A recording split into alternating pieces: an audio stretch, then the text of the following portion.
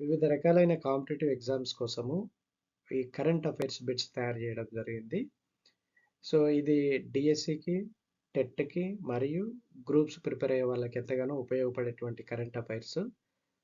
So friends, ఇందులో discuss చేసిన current affairs మీకు చాలా చాలా ఉపయోగపడతాయి. Just have a look and note down those bits so that it will be helpful for facing the questions in the competitive exams.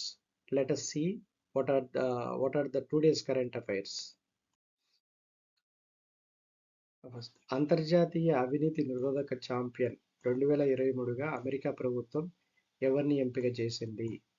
అంతర్జాతీయ అవినీతి నిరోధక champion 2023గా America ప్రభుత్వం ఎవరిని ఎంపిక చేసింది?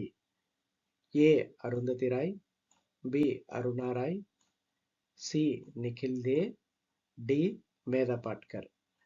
So right answer is answer C, that is Nikhil they.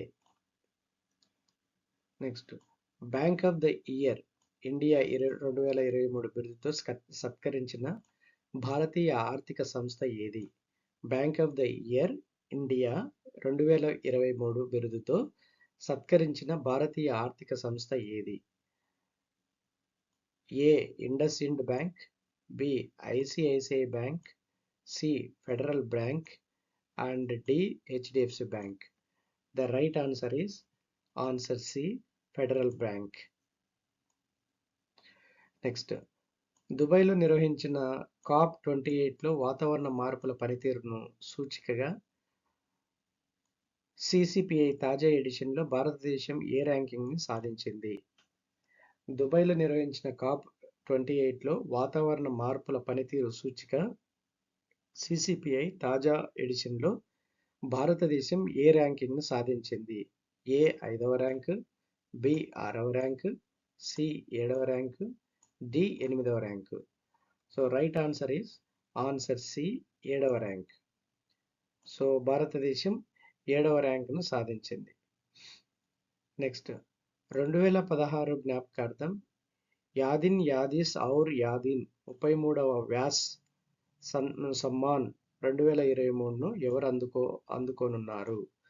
2016 జ్ఞాపకార్థం యాదిన్ యాదీస్ ఔర్ యాదీన్ 33వ వ్యాస్ సమ్మాన్ 2023ను ఎవరు అందుకోనున్నారు?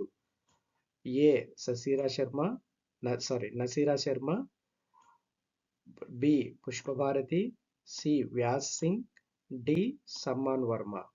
So the right answer is B, option B, Pushpabharati. So ఇది friends today's current affairs. So keep watching for latest updates, for everyday's updates in the current affairs. So thanks for watching.